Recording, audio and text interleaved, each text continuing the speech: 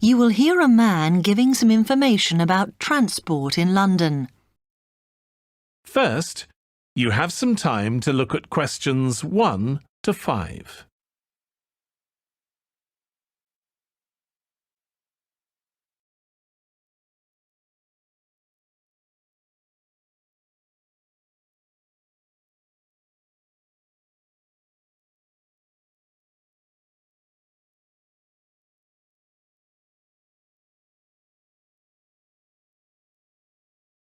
Hello, can I help you? Oh, yes. I was wondering what the best way was for me to get around London. Well, there are a lot of possibilities. As you probably realise, the main ways to get around are bus, train and tube. Oh? The Underground. Oh. It depends how much you want to spend. All forms of transport offer special tickets, such as cheap day returns on the trains and so on. Overall, you'll spend less on the bus as it operates on a basic flat fare for each journey. But of course it may not go to where you need to travel to. The mainline trains only operate in the outlying areas, though a few cross London, whereas the tube has stations which are placed in central areas of the city, close to the main sites and shops. Obviously there are more bus stops, but you will probably have to change buses to get where you want, which can be inconvenient. You will find that the buses are mainly in the central areas, but some tube lines go quite a long way out of London, so you could use this for longer journeys. Having said that, the tubes do get very crowded, so you should use the train if you want to sit down.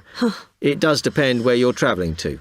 Well, I'm living on the outskirts, but I have to travel into London to college every day, and then around London when I'm here. OK, so time is going to be an issue for you. The tube should be fast crossing London, but quite honestly, there are so many delays that it's not very efficient. Again, the train has fewer stops, so is probably your quickest option to get to and from college. Of course, which service you use might depend on how frequent it is.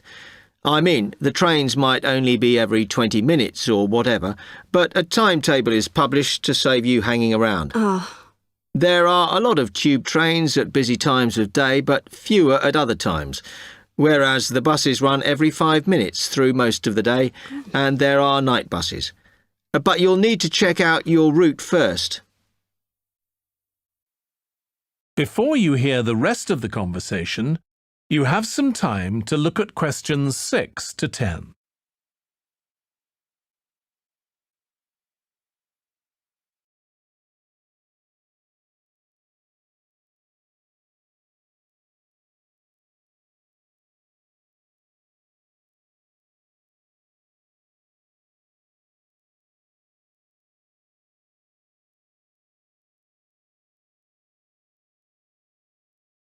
Now listen and answer questions 6 to 10.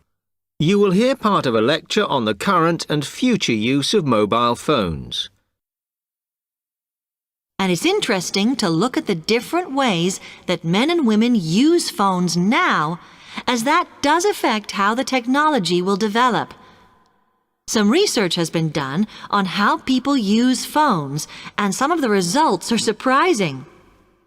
One of the increasing usages of mobile phones is to get all sorts of data, such as phone numbers, the weather, train times, etc.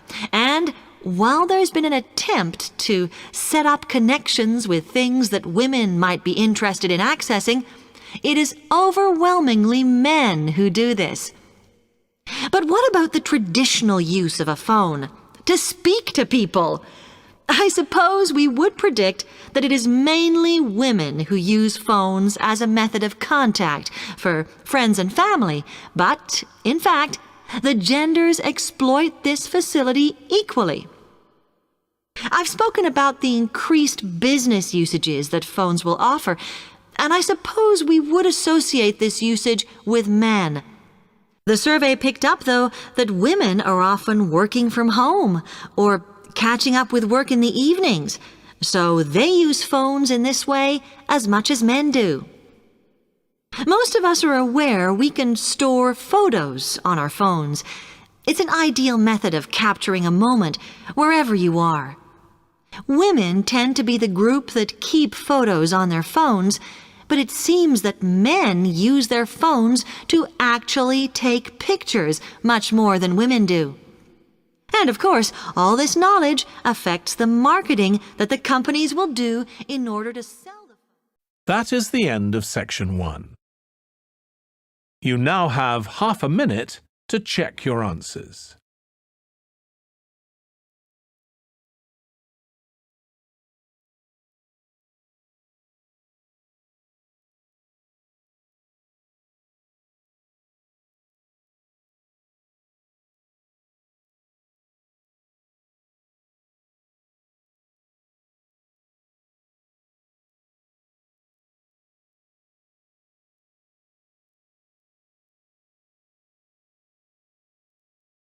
Now turn to section 2.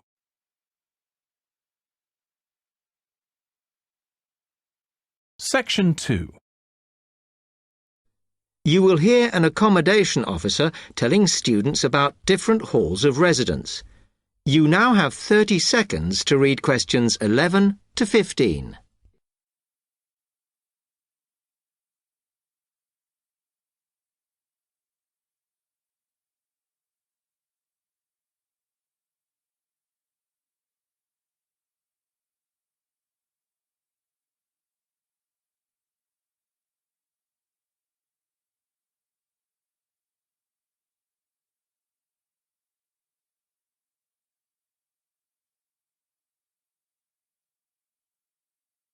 Good afternoon, and welcome to Stanton University.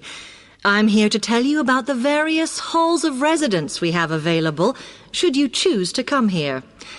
We aim to offer accommodation in halls to all first-year students, and you'll find there's a good variety to choose from. First of all, there's Brown Hall, which, as you'll see, is not the most modern of buildings, but it is very popular with some students. It's got a good sense of community, some nice refurbished kitchens, and unlike the other halls, it has recently had a gym built in its basement. Another option is Blake Residence, which is built like a large house, and so everybody cooks and eats together. It has its own sectioned-off bit of private garden and is even more peaceful because this is an all-girls residence.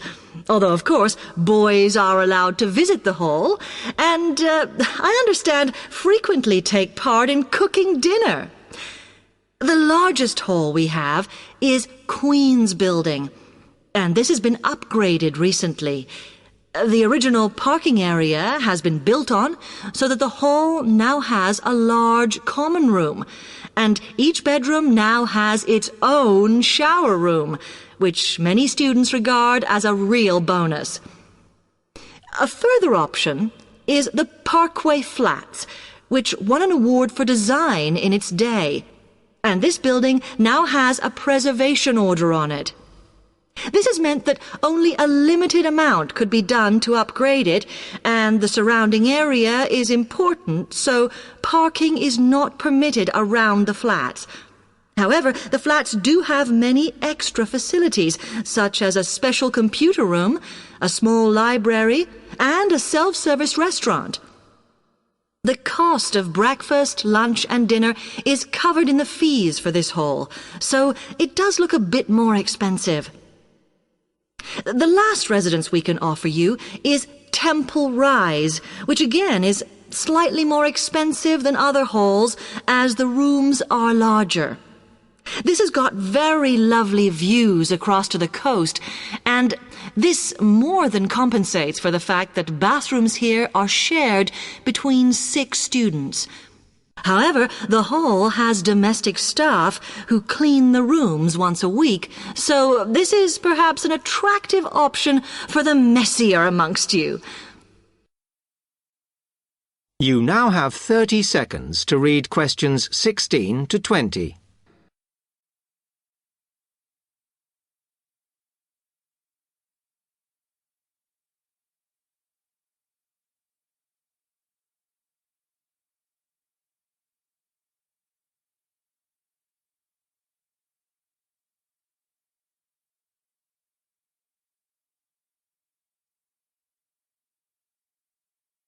Now I'll tell you why I want to transfer between classes. Mrs. Brooks, I really like my teacher and my classmates, but I find it very hard not to speak in my own language. I just begin to think in English when the class ends, and I'm surrounded by other people from my country, so it's natural that we all speak in our mother tongue. I have been looking around for a class where there are very few other people from my country, so I'll be forced to use English.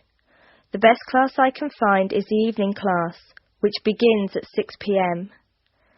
Most of the students in that class come from countries which speak Spanish, and I can't speak a word, so I must use English. I have an Italian friend in the class, and she tells me there are 2 Hong Kong Chinese, 6 Spanish speakers, and 1 Japanese student. She says most people speak English at the break, although sometimes the Spanish slip into their own language. I checked the class list, and 2 students have dropped out of the evening class, so there should be room for me. Could you please see if I can join the class?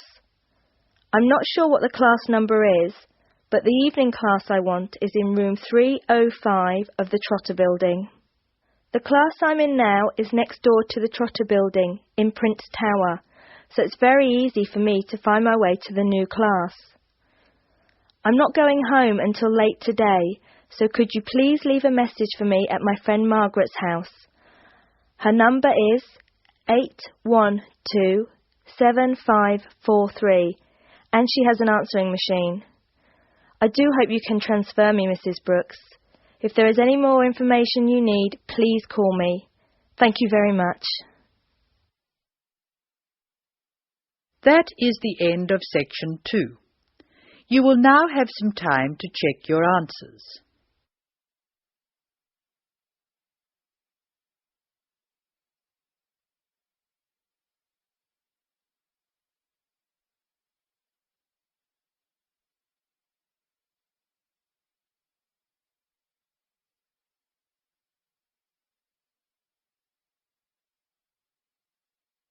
Now turn to section 3. Section 3. First, you have some time to look at questions 21 to 24.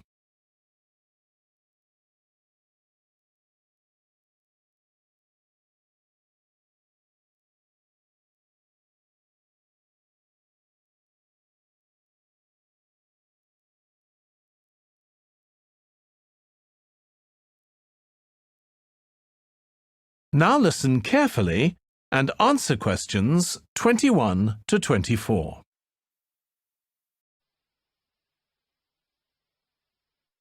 Now listen to more of the conversation between Angela and Bob. Why do you want to take leave, Angela? I'm going to visit my Aunt May. She's my mother's sister. She and her husband are my guardians while I'm here. Where do they live? About 50 kilometres from here, near Armadale. Do you have to take so long if they live nearby? My mother is coming with me. She's come for a holiday, so she wants to have some time with May. And I want to spend some time with my mother too. Aren't you going home soon? I've applied to extend my time here. I expect to go home in 12 months. Before you hear the rest of the discussion, you have some time to look at questions 25 to 30.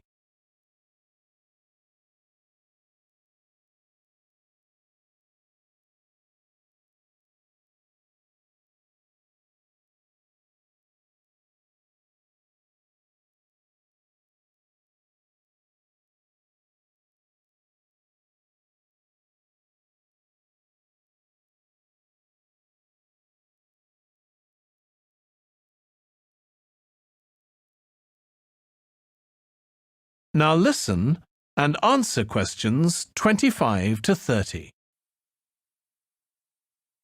Okay, what do we have to do now for the project? What's the best way to go about it? Well, Professor Carter suggested we set up a focus group to get some in-depth interviews, but I think that'll take a lot of time. Yeah, I agree. If we did a focus group, we'd have to spend time deciding who to include in it, and it's not necessary to do one anyway. Oh, fine. And if you agree, I think we should get in touch with the businesses on the list Professor Carter gave us and ask them if they're prepared to participate. Sounds good. Then we can go there, give them questionnaires and collect them later. Exactly. Okay. Then do we need to book one of those study rooms in the library so we can work together to input the data? Perhaps not, as I guess just one of us could just sort it out actually. Yes, that would be easier. A lot of what we're doing is qualitative, so it'll be writing up rather than statistics. No software for that, I'm afraid. And I think it would look better if we had actual shots of some of the staff, because we're citing appearance as a factor in employability, aren't we? Yeah, okay. I'll factor that all in when I sort everything out tonight. I'm glad we decided to work together. I think it's going to work out well. Yes, well, given that we had to work in pairs on this project, I think we were right to choose each other. We complement each other academically, as we're each good at what the other isn't. In fact, we should have tried working together before. Yes. Now, how shall we split the work? I'll do the analysis, shall I? Oh, okay. It's just that it might be faster, because I'm used to doing it. Although your English is better than mine. I need more practice at reading, really. Okay, I'll do the presentation then, if that's okay with you. Yeah, sure. I don't mind speaking in public, but I hate preparing all the notes for them. The thing is, the tutor said one person should do the whole presentation, and he said he expects me to do it because I haven't done one yet. No, that's fine. Now, let's see. That is the end of section 3. You now have half a minute to check your answers.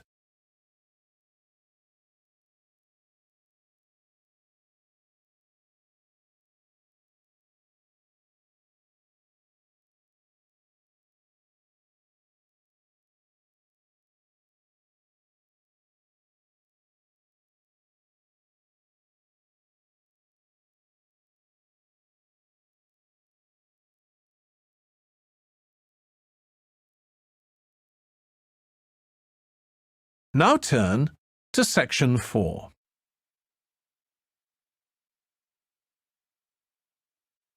Section 4.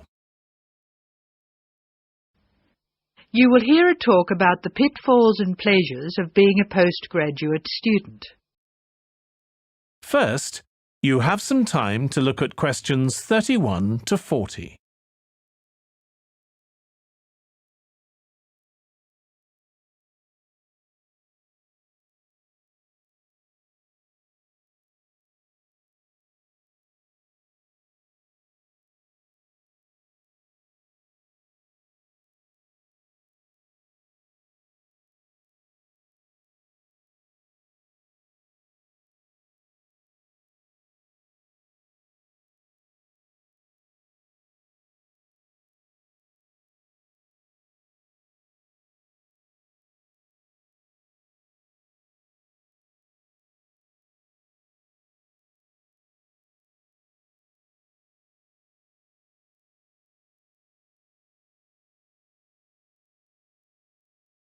Now listen carefully and answer questions 31 to 40.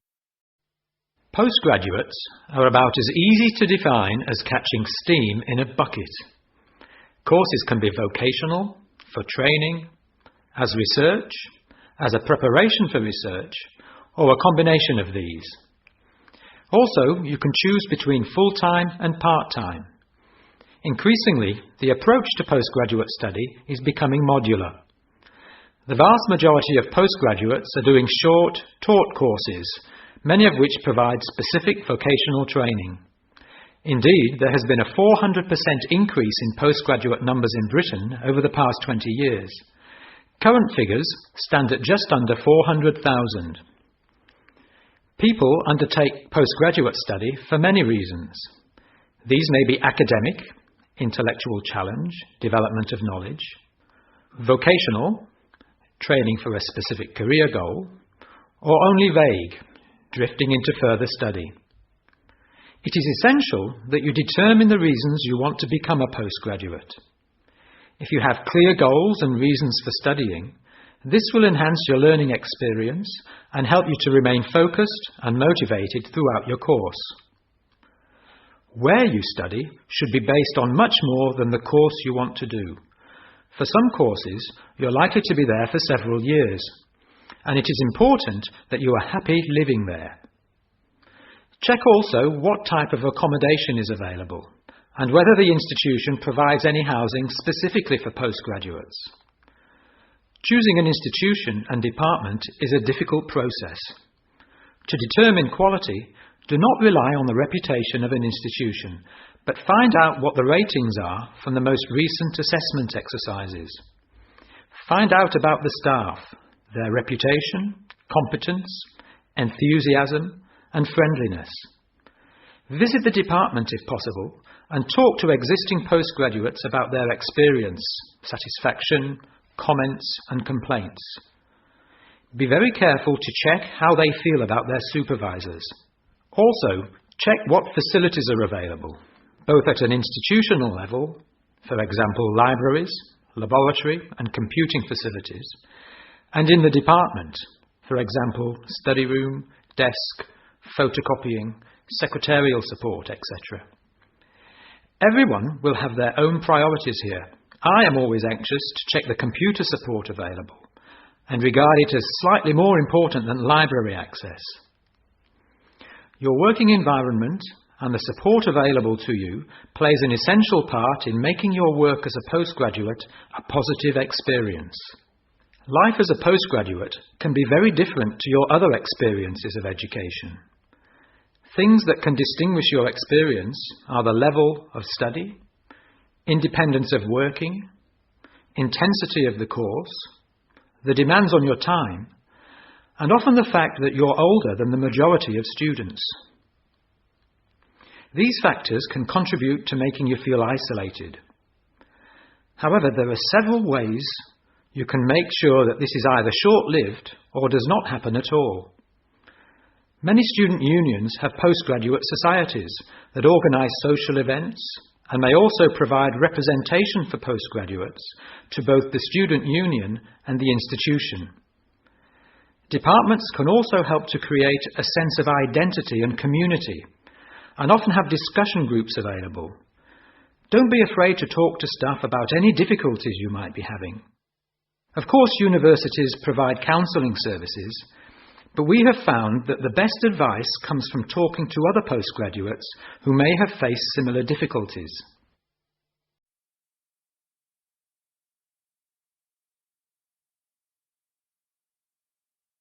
Okay, now many of you will have heard about the predicted death of newspapers, as people increasingly access the TV and the Internet for their news. Today, I want to look at the USA, which has very advanced news sources, to see if this is actually true. In the USA, the main news sources without doubt are TV, the Internet, and the press. That is, traditional newspapers. And although they are each surviving and growing, they are also changing. Obviously, TV news has been around for a while, and the early evening bulletins, when people get in from work, are very popular. I suppose we traditionally think of the morning newspaper arriving on our doorstep with the daily news. Interestingly, this is not borne out by the statistics, which show that readership in the U.S. is much higher when people have time to relax, when they're not working, especially on Sundays. The Internet is also a popular weekend activity, but shows no variation with weekday access. So people are using the different sources in different ways. Interestingly, local radio has been hit less by the grip of quite strong local newspapers than by the Internet, which is seen to offer a better regional service.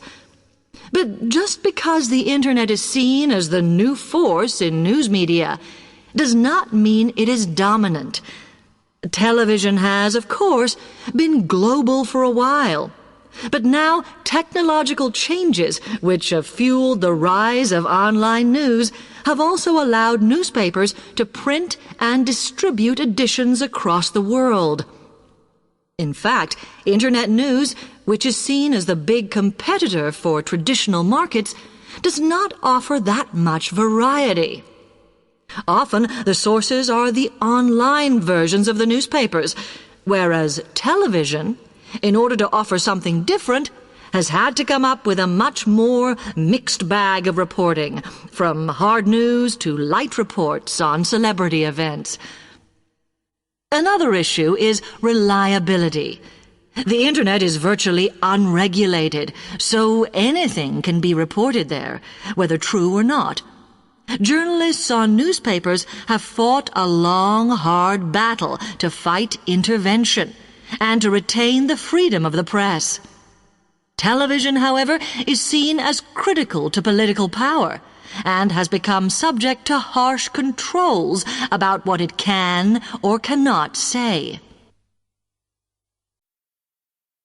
That is the end of section 4. You now have half a minute to check your answers.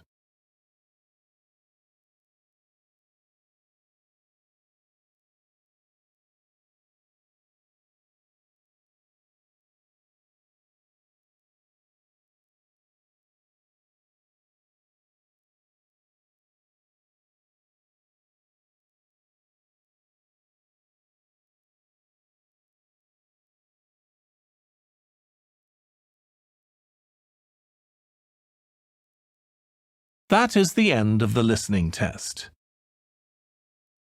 In the Ielts test, you would now have 10 minutes to transfer your answers to